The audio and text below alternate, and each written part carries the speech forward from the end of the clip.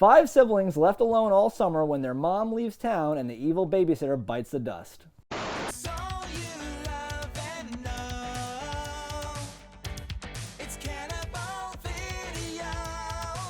Alright guys, here we're going to talk about Don't Tell Mom the Babysitter's Dead. Don't Tell Mom the Babysitter's Dead from 1991. I'm sure you've seen this one, Lee. Like a lot, I think. I don't know if this was on TV This was on or something. TV a lot. There you go. Yeah. Yeah. It was not a huge hit when it came out, but it was played so much on TV that I think there's a pocket of kids that super know this movie. Exactly. No, I think it may have brainwashed me because I remember this is like this. I love this movie. This is the most amazing movie ever. And I still think that it kind of is, but I also think that like I could see why people are like, no, this is not a good. Like it got like weird mixed reviews and like that's boring or something. So like I get that. I think this is a fun movie. I think I've watched it on TV every time it's come on, and it's come on 1,000 times in my life. So I'm definitely well versed in this movie. Hadn't seen it in a few years though, since not a TV person any longer. So it was fun to revisit it again. Oh no, and I was super relieved because I still do love it, and I think it's amazing. But we'll get into it in spoilers. I think probably going into it, you expect something else than what's going to happen or something. So that's a super cool no, this movie is genius. And probably helped me in like various ways, honestly. That's how he got his first job. It gets into some things. It like primes your young mind for something. Most assuredly. All right, guys, if you've seen this or don't care, falls over to spoilers, and if not, pull out now. If you need a place to rent content, you better listen. We're Cannibal Video and we eat the competition. All right, so here we are for the spoilers of Don't Tell Mom the Babysitter's Dead. Let me get them spoiler-filled thoughts. Where do we even start? Well, let's start with this. So I did not know this going in, and I've seen this a million times. Originally, there was supposed to be a plot that it was going to be a whodunit, that somebody may have killed the babysitter. Hell yeah. That's interesting. And they did leave little bits of clues and gems that could still be there, in that the babysitter directly pissed off people. Everybody, right? So like she gets his moon goddess to leave. It calls her, I think, a whore or something like that. Trollop? Trollop. Can't you see him in the middle of a date? And time for little trollops to go. Wait, you can't. She makes the one kid write a report on like aardvarks or some bullshit. Turns off his TV, right? Go to your room. I expect a complete report tomorrow morning on the life of the aardvark. And she fucked up with the other kids. He She made her makes wear the a youngest dress. chick wear a dress when she's a tomboy, clearly, right? So there we see her pissing off everyone. We never even saw her with Keith Coogan because all those scenes, I guess, got cut out. So it's only he comes back and she's already dead. He's the oldest brother? Yes. Okay, she opens his door and is like, oh, I like Satan! to believe, That's so great. in my theory, that's how she died. That's what killed her, yeah. She was, boobies and the devil, and she was just out. Yeah. So I like that idea. Uh-huh. I agree. Because it's funny to hear him be like, she was a good babysitter. She was a great babysitter. when he's never met her Always remember before. her, man. Yeah. No, so like that's one of my angles because the title here contains two very important elements: "Don't Tell Mom" and "The Babysitter's Dead." Yes. Right. Now, "Don't Tell Mom" doesn't really matter at all. Mom calls 2 or 3 times, and whoever answers just says, "Oh, she's not here right now. Gotta go." Oh, Mrs. Sturak? Well, she's not here right now. And hangs up the phone. Well, it never comes into play. It matters play. because they don't tell her. They don't tell her. But she also is the worst mother ever. No, and like, it never cuts to her on the other end of the phone. Them when you hear that title, you think maybe they'll have to hide this from Mom in some like trick it was ways. the easiest That's thing not ever. a factor at all. And then the babysitter being dead. Obviously, this sets up the whole plot, but it gets resolved instantly. And they dump her corpse. It's starting to stink. No, it's too soon. Shut up. Be careful. I got her. No, I mean my skateboard. Grab my foot. Somewhere, and then it gets handled. Yeah. And that's it. Well, right? this was not the original title of the movie. Yeah. It was going to be called The Real World, which got bumped because a TV show came out, what do you know, called The Real World. The real world.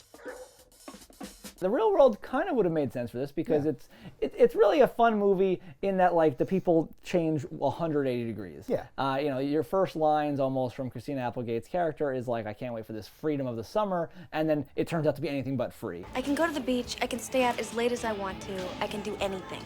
I'm a free woman. Yeah, exactly. And Keith Coogan, the dishes are done dude.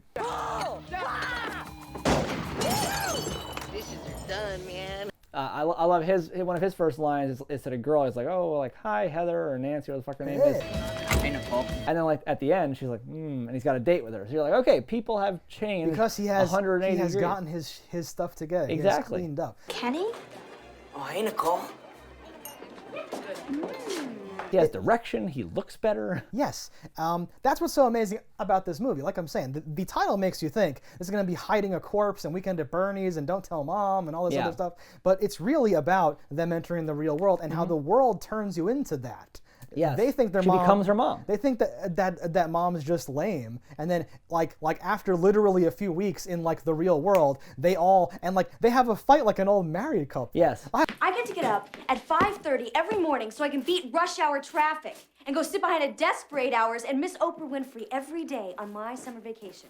You don't appreciate me. I appreciate you. And he just goes, eat shit. You know what? I'm sick and tired of not being appreciated. I appreciate you. Eat shit.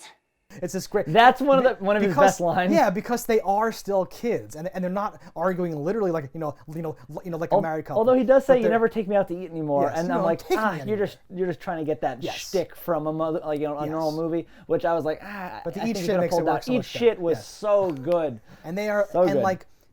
So like the whole theme here to me is that the world makes you that way. It isn't like your mom just decided to nag you all the time, because she then turns around and nags the kids the exact same way. You couldn't even mow the lawn today.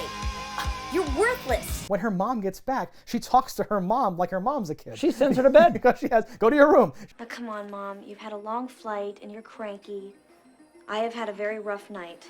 So why don't you just go upstairs and take a nap, and tomorrow morning Kenny will whip up a batch of Belgian waffles and we'll sit down and discuss this like adults, all right? She has to like completely like flip it around. And that I think is a very powerful idea. I like that. She was so much better with just the 2-3 months, whatever her full amount of time as a mom was. Whatever, she's a better mom than her mom ever was. Got all these. Well, did you yell at him? No, I couldn't. It's an improvement. Yeah. She actually seems to care about the kids more. She seems to have a better job. Yeah. She has the house in order and looking brand fucking new. It's amazing, actually, what she did. She got the kids. Ooh, is this a whole nother thing that I even there's so much. Again, like I want to make like an hour-long video essay just like unpacking all this, but I will skip that. No, like. She gets the kids to all join together, like it's because now we all have a stake in this. Yeah. Really, that's because they robbed her or something. So maybe there's something like that going on to like muddy it up. Well, but she's like, we are in this together. I'm not the mom who's ordering you around. This is for all of our benefits. Are you with me? Guys, what do you say? Yeah. Yeah? Come on, what do you say? All right, yeah. All right, come on, we're with you. Rock and roll! So we don't go to jail or something, whatever it is. But still, it's a very cool idea here because there's a montage. They paint the house. They're like cutting wood to like build the set. None of this made any sense to me because at that point they had no money left. They'd spent all the petty cash, so they have to have this shindig at their house. Right. Their house, which is not remotely ready for this. You know, banquet halls are so impersonal. My house is fabulous. We can have it there. It'll be absolutely perfect. And they pull together, they get the baseball team, they get his Cleaning the stoner pool, friend, they do all this stuff, and they don't have any money, but they're able to buy paint and tools and like the wood to build this deck that goes across the thing. They have professional lighting. Ladies and gentlemen, General Apparel West proudly presents the teenage fashion wave of the future. They are serving food, and it's on platters. All right, everyone, man your trays. Get going there. Good tray, good tray. All right, go get him, big man.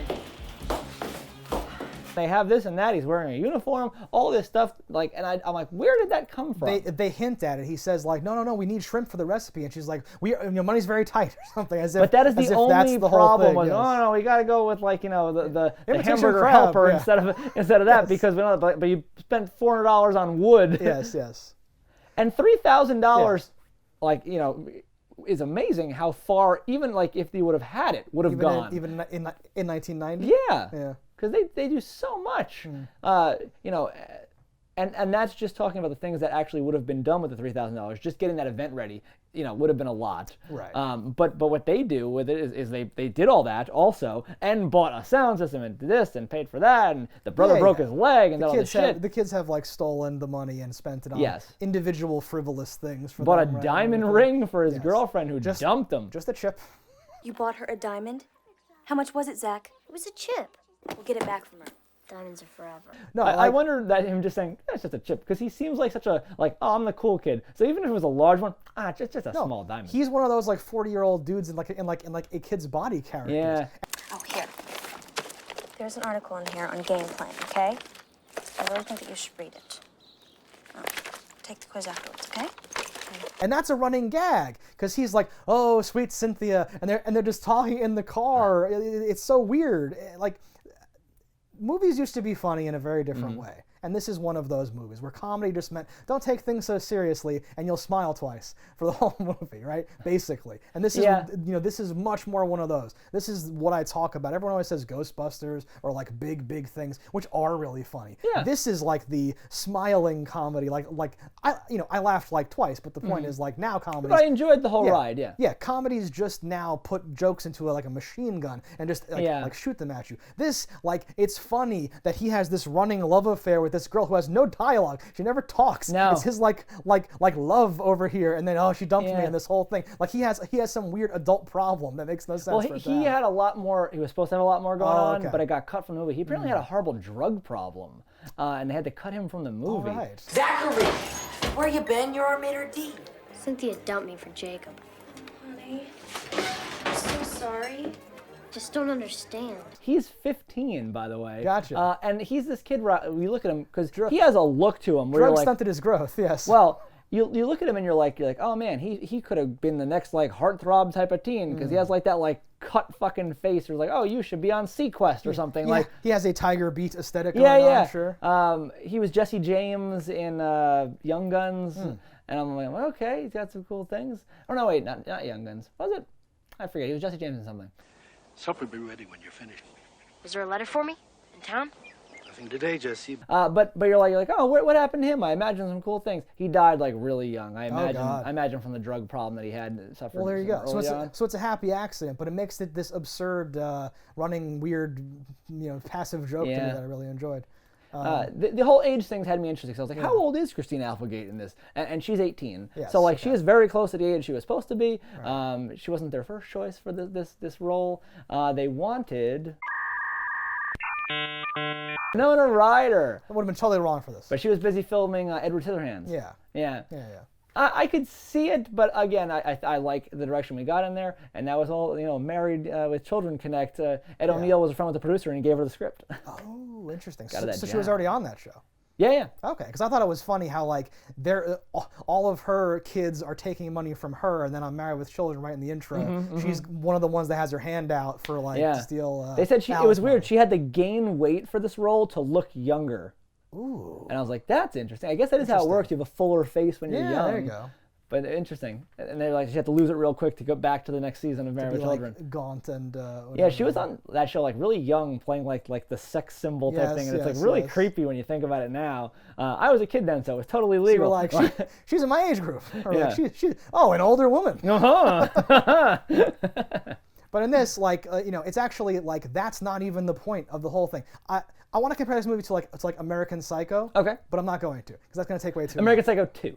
No, well, this could be like a prequel, because I meant the one with Mila Kunis. I'm joking, yeah. No, once she's in the corporate world, nothing matters. Like none of her crimes or transgressions. People tell her boss what's happening. People are working against her. Since this is the biggest night in GAW history, I thought you might like to know that this all rests in the hands of a child you hired. And it's just this complete flip around. This is by far and away the most petty, spiteful, vindictive machination you have ever concocted. But her being young doesn't matter either. They go out to eat and they order drinks. And I'm like, this is a comedy. He's gonna be like, I have to see ID, and he's gonna be like, no. And it's gonna be this awkward, fun thing. Oh, and I don't think never ask that, right? If you go to a restaurant of a certain caliber, yes. I don't think they even ask. Sweet or dry? What? Sweet or dry? Just a little bit of both. And for you, sir? I don't think they ask either. Especially not in the 80s. No, but like... Because you're there with a 50-year-old dude and he's ordering? Absolutely makes sense for that not to happen. But in a comedy where she's 17 trying to do stuff, I expected her to be unable to show ID. Oh, I don't have my wallet in my I forgot it at the office. Okay. And it creates this little tension moment. You reminded me of something that I hate. That her wallet is just at the office. So for the beginning of it, you see this petty cash like box, which looks strangely like the purse she carries. Like it looks like a hinged fucking money box, but it is her purse. And then when I realized that is her purse, and I'm like, why is she bringing? Because she brings it home with all the money in it. I was like, why did she empty all the money from petty cash into her purse? That's weird in general, which enabled the plot of the movie for all the kids to steal her money. Exactly. But then we see her come home at one point, and she puts it on the counter. You're up. Yeah, I've been at it all night. Check these babies out. And then the David Duchovny and Bitchy McFreen go into the office, and they find that same purse on her desk. And I'm like, wait a minute.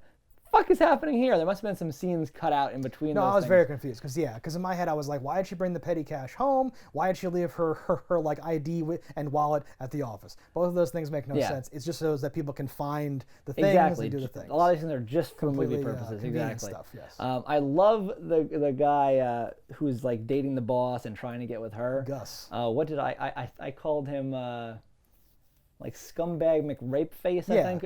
He is like, okay, this is perfect too, because he's a sexual predator from the corporate world. Are you talking about us having sex? Hey, hold on, slow down. You're moving too fast for me. But if that's an area of interest to you, it can be arranged. And if it doesn't, I was kidding. And like what what is his reaction whenever she like tries to get him, like an octopus shooting ink? He's like, I was just kidding. Unless you wanna. And then like keeps folding in the jokes. That's like your friend on AIM. Just kidding. Hey, want to go out sometime? Oh, sorry, my brother took the controller. Oh, sorry. Yeah. Because he's a like spineless weasel scumbag, and we get our like vindication when she sprays his crotch. Hey, I was kidding. I surrender.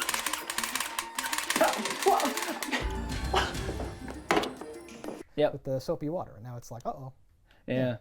I loved when she's cleaning the windows with the gun full of soapy water. Yeah, I was like, that's genius.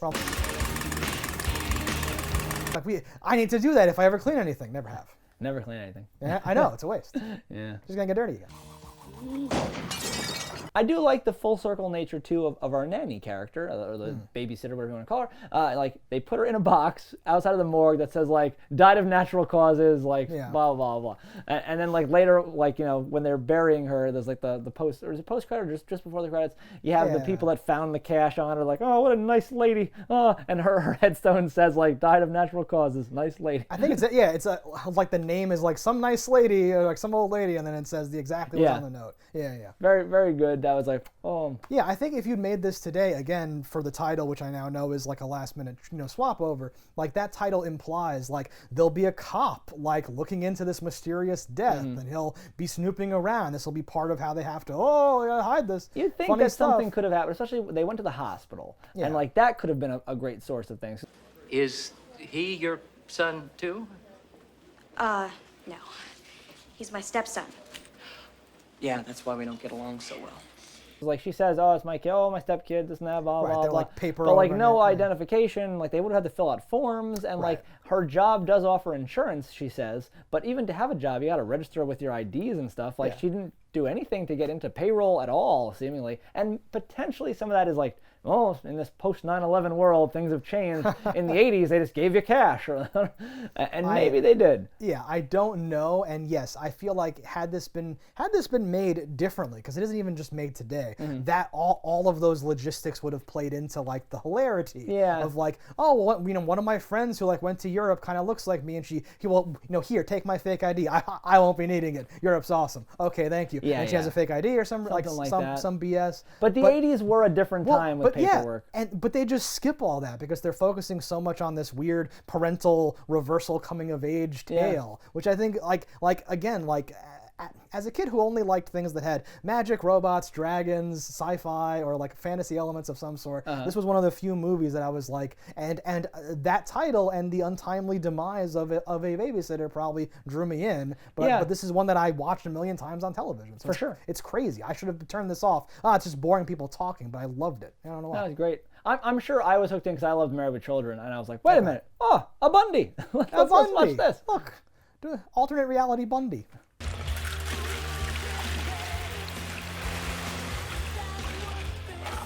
Breakfast is served. I love just like Mulder being a sleazebag, just his in general look. It's very time appropriate, but it does not age well on him because like you know him as a certain character, and like that is such a weird look for him. I don't have all day. Kenny, hold on. What is your name and what do you do here? I'm Bruce. I'm head inventory clerk. Why? The different hair. I and like the it though. sleeve stuff. Yeah. No, it's always cool to find someone that you later would know playing either one role or a role like it, playing other roles earlier in their career, right? You're like, yeah, it's cool that he's in there. That's another factor where it's like, oh, everybody in this movie is somebody, right? The receptionist, the other chick, they're all like familiar faces. The receptionist I know from things, but not something from the time period. I want to say like I thought there'd be something where I'm like, oh, her face is very familiar. Oh, I know her from. No, like I know from now more than then. So like, I guess I didn't know her then. I just mean that familiar face thing. Yeah. Like the boyfriend. So you want to go to the beach and watch The Grunion Run Monday night? Dead Poet Society, I think was the first thing I saw him in. And then he was in some like news show, like a sports talk, like a news radio, but for sports. Oh God. Yeah. His face is very familiar. I thought he was the guy from Chicago Hope, but I think he's not. All that other crap, like same thing that you're talking about. Where I'm like, I must know you. I know. Oh, I don't know him from anywhere. Right? Weird. Okay. There's a great line. Their shrimp is to die from, is said. Who and says that made me laugh. I think it's the boss in her office. Oh, their shrimp is to die from. The naked shrimp is to die from. Right, yum. Every girl over 25 should have a cucumber. Yes. That stood out to me too, because now I know what that means. Yeah. Didn't know then. And put some cucumber slices on your eyes, you'll feel much better. Well, I'm all out of cucumbers. Well, Sue Ellen, every girl over 25 should have a cucumber in their house. The cars gave me a lot of questions here. Like they're driving the babysitter's car. It's a very cool car. And they did give that car away as part of a promotion for the movie. Oh. So like that's cool. It was a trivia contest in the movie. The winner got the car. Okay. I love drag queens stealing the car. Hey, what are you queens doing in our car? Liza? What are you queens doing in our car? But driving that car in general seems like a big risk they don't need to take.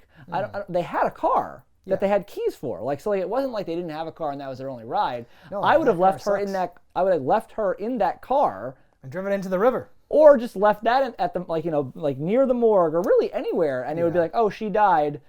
Okay, she's old. Yeah. There was nothing suspicious about it, other than the fact that they put her in a box. That's why I think that it gets stolen eventually. It is a great thing that it was stolen, because honestly, that was just where oh, she just left one day. Oh, okay. And now you have their DNA on the car, which they're not using in the 80s, and they could think that those people did it. Good. No, it's interesting too, right? Because like I'm saying, like the babysitter being dead barely matters, except that there's no babysitter, right? But then way at the end, where I've forgotten about the babysitter entirely, the mom comes out. Where's the babysitter? One more thing. Yeah, Mom? Where is the babysitter?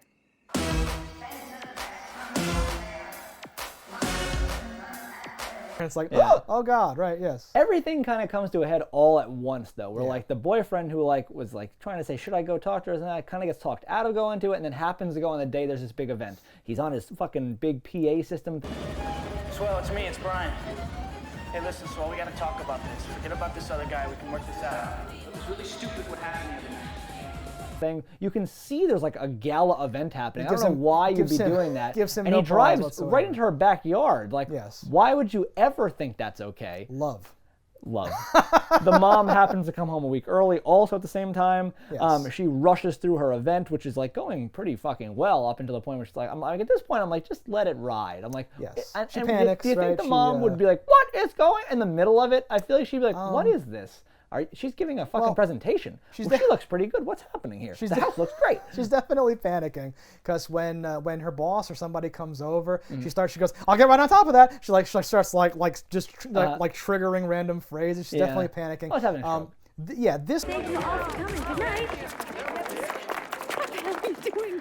What are you doing? I read on top of that, Rose. No, please, you gotta finish the presentation. So this whole element of the movie here, like there's so much more movie that we're not even getting into, but like she remixes like this fashion company is not actually like a fashion company. They make uniforms and stuff. They're the most boring, worst company ever, which is part of why, even though it's fashion, she can like sneak in there, possibly whatever. So she like oh, the company's gonna go out of business, and she like remixes the uniforms to be fashion.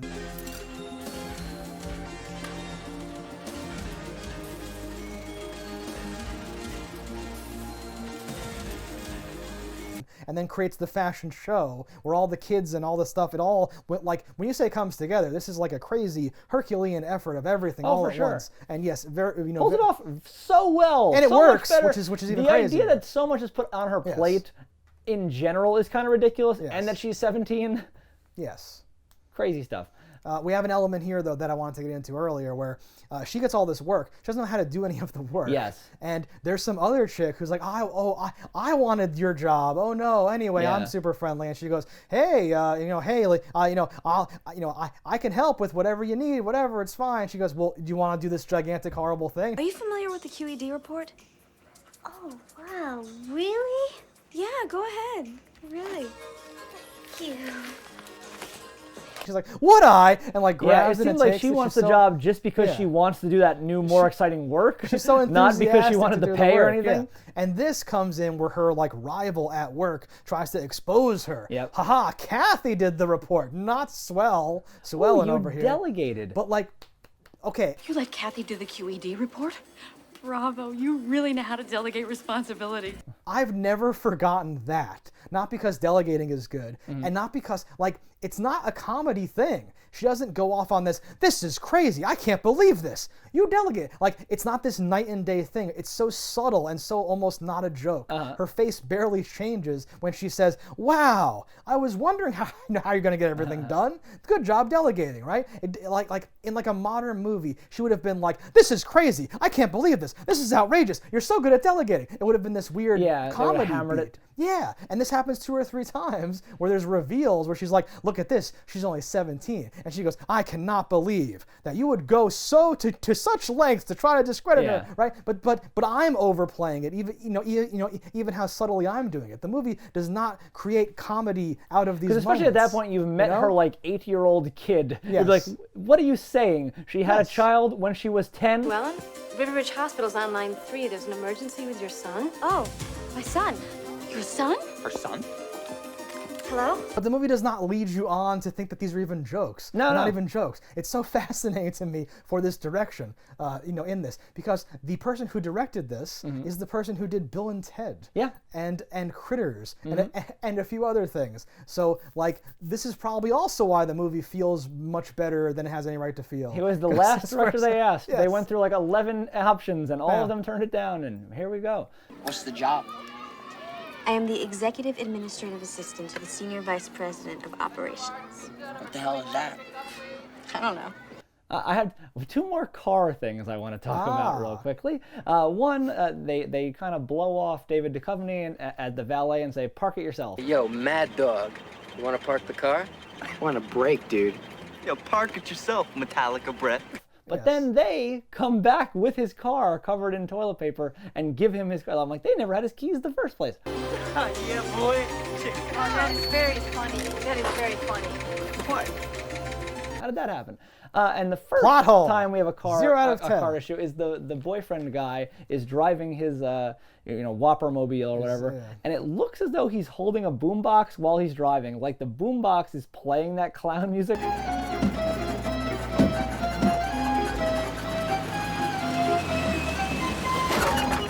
And I was like, wait a minute, if he's in full control of this, why is he doing this while he's off the clock going to pick up her and her family? Very weird. And if it's not, is he just playing music on top of the music that is playing? I didn't think he was holding a boombox, but we can frame by frame that. Oh, we're gonna. There. We're gonna. Absolutely. I'm not saying that he wasn't. I'm just saying I didn't catch that. Oh, we're gonna. Okay, you and I will destroy you. Okay, very good. No, it is weird. Comes back and punching. It's meant to be funny, right? That he's it's just like, strange. oh, here's our ride, and he goes, ba-dum, ba-dum, ba-dum, ba-dum, and it's coming in with his like. I think they serve hot dogs We didn't get into that. She gets a horrible job before she decides, I'm an American, I'm gonna lie and become like a corporate person out of nowhere, right? And she goes off. I think they have burgers too. Isn't her first appearance with her doing burgers? Like, oh, you gotta push the grease out of those. You gotta squeeze the fat out of those burgers better. You get the hang of it. They have grease traps, and hot dogs don't really produce grease the same way. I think that the mascot's a dog, and she was doing dogs, she's doing burgers because you have to squeeze them. I think it's called Clown Burger. Some weird... I think so. I don't know. That I will not swear by. Something very generic, yes. Because Clown Dog sounds horrible. Like something else dog. I don't even know if there's a clown involved. Clown is the name. Clowny dog? Because they're dressed like clowns. Doggy clown? No. She has a horrible boss. Working there is horrible. He's kind of like super nice, which makes him horrible. Yeah. Next, you get to scrape the spitballs off the drive-thru window with a really fun squeegee. No. It's like big smiley piece of shit. It's like a horrible "you're in hell" Twilight Zone for her there, whatever. So she quits that shit and fakes her resume and lies her way into this like good job or whatever. Yeah. But then we do the usual I didn't expect taxes to take so much. Also, these my siblings stole all the money. Oh no! Now we have to save the rec center, right? That's the concept. That's the flow here. But no, it's like more than that. There's a lot going on.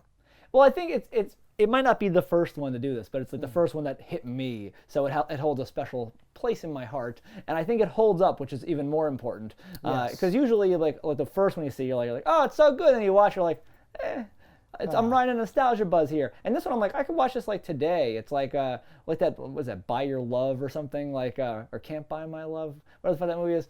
We'll watch that one next. All right. But it has a thing where I'm like, I think this is like a classic movie in many ways. No, and I think, it's a whole movie is, I think, like the biggest thing that I could possibly say about it, because there's a lot going on. It's not just a comedy. These things even that don't get resolved are like funny, light. It has a good quality to it. Like, I think this is better. I don't know Rotten Tomatoes, like what they have it. I don't know if people like remember this movie or think back to it, but I think it's good. People should watch it. It's got something going on. It's worth seeing. I agree. All right, guys, thanks for watching. Let us know in the comments what you thought about it. Don't die in a fire, and we'll see you next time. If you want to support the show, head over to cannibalvideo.com, pick up some merch. And if you haven't already, hit that subscribe button. That's all right. Yeah, that's something. Whatever. Fuck these motherfuckers.